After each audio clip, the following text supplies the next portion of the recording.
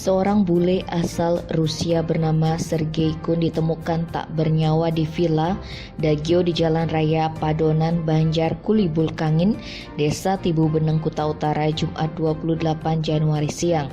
Menurut Kasih Humas Polres Badung, Ibtu Ketut Sudana, kejadian ini pertama kali diketahui teman korban bernama Semen Bagusin. Awalnya saksi bersama teman lainnya pergi ke pantai sekitar pukul 9, sedangkan Sergei tidak ikut. Kemudian saksi kembali dan sempat berenang di kolam villa sambil menyalakan musik dengan keras dan berusaha menghubungi korban via pesan singkat, tapi tak mendapat respon apapun.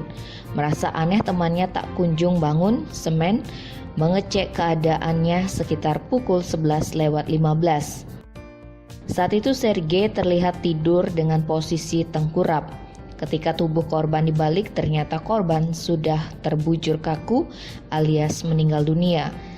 Semen lantas memanggil pegawai villa bernama Nyoman Sri Bakti agar menyampaikan ke manajernya dan Polsek Kuta Utara. Hasil identifikasi tim UKL Polsek Kuta Utara dan Polres Badung, di bagian buah sakar korban tampak berwarna merah dan berisi darah. Bagian bawah pusar sebelah kanan terdapat lebam biru dan lidahnya terdapat darah. Meski begitu, pihaknya mengatakan tidak ada tanda-tanda kekerasan di tubuh korban. Saksi menjelaskan korban sebelumnya sempat mengalami kecelakaan motor Kamis 30 Desember. Pria Malang itu sempat berobat di rumah sakit daerah Mangusade dan dari pemeriksaan dokter saat itu disebutkan tidak ada masalah.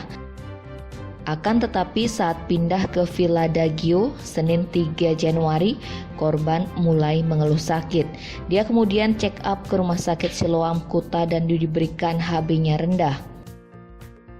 Untuk mengetahui penyebab pasti kematian korban, jenazah Sergei dibawa ke RSUP Sanglah. Tim Bali Express melaporkan.